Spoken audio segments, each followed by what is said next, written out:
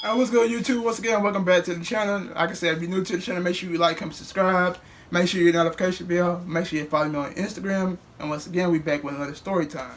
Now, as y'all can see by the title of the video, this is the worst job I've ever had, the worst job experience. Now, at this time of this job, I was 18 years old. I was fresh out of high school, kind of really penning applications everywhere. I already had my first job. I worked at Party City for a while when I was in high school. Now, I was just trying to find something something that paid more. Like I said, I was getting paid minimum wage. So I was like, man, I'm not going back to a minimum wage. I need to find a real job. So at this time, I was penning applications everywhere. Like I said, I was fresh out of high school. One job probably, which was Party City, and I got paid minimum wage. And I wasn't trying to get minimum wage. So at this time, I'm penning applications after application after application, and nobody is emailing me, calling me, texting me, anything.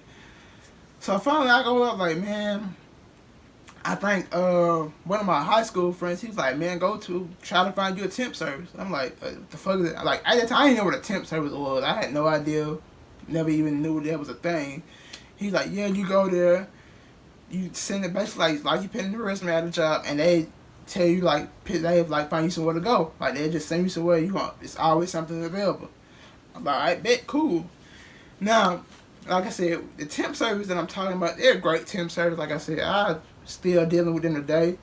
But what happened was they sent me to some job. Like I said, I didn't know anything about the job. It was like, yeah, they paying. All I heard was they was paying $9 an hour, and to me that was a huge upgrade from what I was getting paid. I was making minimum wage, which was $7.25. Now you telling me I'm about to get paid $9 an hour. I was like, cool. I don't care what it is. I'm gonna take it. So basically, what the job was, it was dealing with like installation. I think that's how you say installation. Basically, it's with the stuff you put it when you build in a house. It's what you put in the wall when you build in your house, and it's basically like this. It looks like, you know how if you ever dry your clothes and you pull out the thing to clean it. It basically looks like that. It's installation. That's what it looks like, and it's basically like these little things of fiberglass in them. Like, it's literally many pieces of fiberglass, and that shit is itchy. It irritates your skin. It shit is just hell. Now, me personally, when I first got there, he was just like, hey, the dude, I got there, and the dude, he was just like, hey, right now I just need somebody to be here in the warehouse to, clean stuff up and everything. So basically, like the first day or two, all I did was sweep. I literally just swept, and swept. Which was cool. Like I said, I'm a clean person. I like being clean. I like cleaning up, sweeping. Um, I like doing dishes, but I just like doing this. They not. I just don't like dirt or any stuff dirty just laying around. Me personally. So I was like, cool. I ain't got a problem sweeping, organizing things, and moving things around. Now the fucked up part was this is what really made this the worst job experience. Not like I said, this stuff is itchy. Like, once it get into your skin, it's hard to get out. Like, it literally be in your skin for like 2-3 days. I remember the first time I actually dealt with it, like just moving this stuff around. Like I said, I didn't have any long sleeves, which that's why I messed up at for real. And I got like hair. I'm a hairy person. I got hair all over my arms, shoulders, hands, everywhere. So the first time I dealt with it, I was like, bro, what is like? I could actually see it like sticking up on my hair, and it was just itchy as hell. And like, if you're dealing with it, the more you scratch, the more you rub it in, and it's like the more it's gonna burn hard to get out. So basically, I learned my lesson. Like, after a day or two, I got it out. Like, it stopped itching for a while. So then I was like, alright, now with my long sleeves, I know like not to mess around with gloves, everything. So then what happened was, this was like, man, when I say this shit pissed me off so bad. So it was basically this dude who was like, he wasn't the owner, he was like the manager. And it was another dude that basically did everything, and it was two other guys. They basically went around and did everything also. So basically, all three of them, mind you, it was, like I said, the guy was a white dude, and the other three guys that did their work were three other black gentlemen. Like I said, it wasn't anything racist or anything like that. I'm not, like, it wasn't nothing like that. It was just the fact that, you see, like, we was all working, and he would literally just walk around and do nothing. Like, he was one of those type men. If he was like, alright, can you do this for me, do that for me, and then he would just go sit in his office and sit on his phone all day. Like, he never did any type of work. Like, Mind you, everybody, you know, like, we dealing with fiberglass. Like, this shit is itchy, gets in your skin and everything.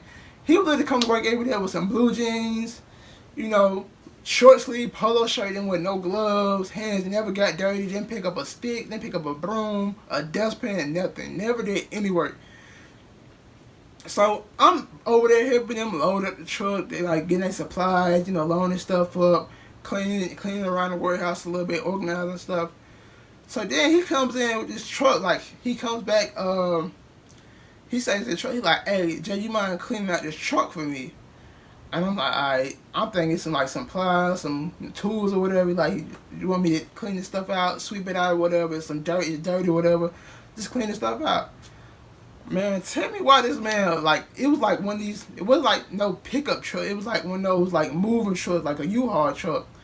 Man, he like flicks over the little latch, lifts the things up, bro. When I say this thing was from all the way to the back, to the end, from the top to the bottom, it was full but nothing but installation, number fiberglass.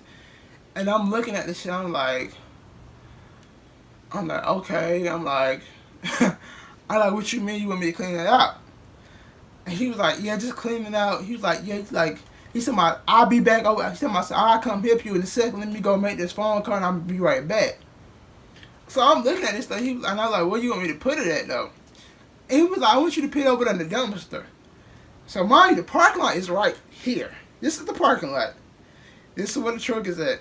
The dumpster is like right over here, which is like 40, 50 yards right over here. This is like half of a football field. Like, this is where the dumpster is. So we talking about probably, I don't know how many pounds. Like, installation is very light. It's not really heavy, but I'm talking about, it's probably like 200-300 pounds worth of installation of fiberglasses in this goddamn truck. And I'm like, you want me to carry this shit? That means, like, he didn't give me no wheelbarrow. He didn't give me no bucket, no thing they towed it in. He like, just carry it over here and throw it in the trash. I'm like, alright, cool. I can do that. I can do that. So, but he said he was gonna be right back though. Like I don't hope he think I'm about to clean this whole truck out by my damn self. So after a while, I'm like, alright, 2-3 minutes go by. I'm like, alright, he's still on the phone. Like, hey, let me just go and get started. I'm talking about, I pulled one thing out, and I'm talking about all the shit just fell on me. I'm talking about, like, it looked like I had glitter on my shirt, how much fiberglass I had on me. So I'm like, man, this shit. I'm like, as soon as I get home, I have to wash my clothes. Like, I might gotta take my clothes off and put them in my trunk just because I don't want this shit get on my seats in my car. This fiberglass, and one day I forget I wore some shorts, or I'm off of work, and this shit cut up my damn thighs or whatever. So at this point, I'm already kind of pissed off because I'm like, man, I'm gonna have to strip probably butt naked just to drive home. So after a while, I started taking some of this stuff to the trash. Like, I grabbed like 1 or 2 handfuls. At this time, about 10-15 minutes I went by. So I'm like, alright, cool. And so at this point I realized dude ain't coming back. Like, I don't know where he went. I done went inside the building looking for him. I'm like, what's such and such? He's like, they're like, oh, I thought he was outside and this and that. I'm like, he's not outside. Coming to find out, dude done went out the back door. His truck was parked in the back and left. Like, he gone. Like, didn't nobody know where he went. He just left. And, you know, so the 3 black dudes, they see me, they come look at what I'm doing, and they was like, oh, shit. And he talking about some, the older black gentleman that been working, he was like, man, the boss man told him to clean this truck out, before you even got here, like a week ago. And I was like, oh, for real? He's like, yeah. And he was like, he just told me to clean this stuff out and take it over there to that dumpster. And he's like, that dumpster way over there? And I'm like, yeah, that dumpster way over there. He was like, man, we about to go to this house right quick, and we about to go put some of this installation in. He's like, you in the ride with us? I'm like, yeah. I like, cause ain't no way I'm about to do this. Like, I'm not touching no more. If I just found out you just, first of all, you said you would be right back. Second of all, you was supposed to do this. And third of all, you just dipped off without even telling nobody. So we go to this big ass house. I go help them. We probably gone for like 2-3 hours. Like, this time, so we on the way back. It's like probably about 4 o'clock. I usually get off around about 5. So we heading back. It was about like a 30-40 minute drive back. So I got like 10-15 minutes left when I came back.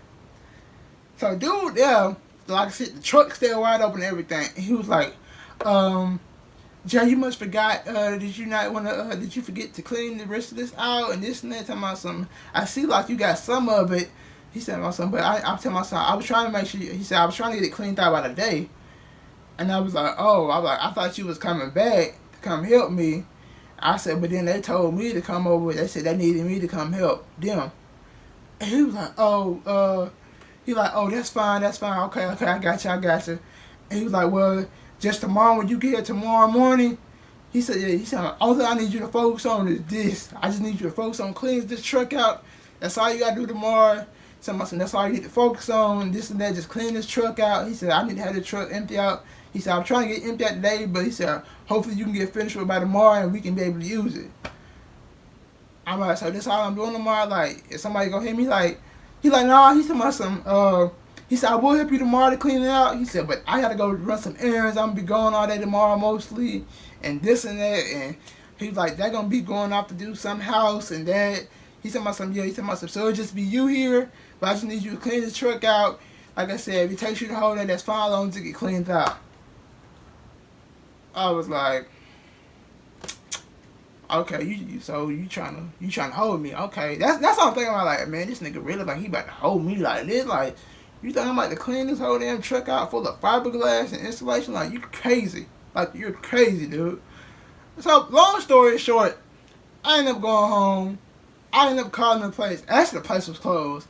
I waited. I called them to the next one. I was like, hey, I'll need y'all to find me another place to go to. I said, because there's no way, like, I just can't do that. Like, I can't do it. And the dude ended up, like, the dude had my number. So the place, they called and they told him that, hey, he's not coming back. They told him I wasn't coming back. So he ended up texting me. He was like, hey, you sure? Can you, he said something, is something wrong? You can't come in there? Are you sick or something? Or did something happen? Like, something, I really needed you today. Man, I ain't even text that dude back. I was like, bro, there's no way in hell I'm coming back. And like, bro, that was like the worst job experience ever. Like, literally, this man said I'm coming back, took off in the back, got in his truck, dipped off, and then talking about some, oh, I thought you was gonna finish it today. Talking about some, well, just you focus on this tomorrow, just you. I'm like, bro, that shit is not happening. I'm not touching that shit. I got this shit all in my clothes, all in my skin. This shit is itching right now. But if you deal with fiberglass, you know the shit can be burning, itching, but you can't touch it because the more you scratch and irritate it, the worse it's gonna burn. So yeah, man, that was the worst job experience. Now, like I said, if y'all want more story times, make sure y'all give this video a thumbs up. Make sure y'all like, comment, subscribe. Follow me on social media, and I'll see y'all again.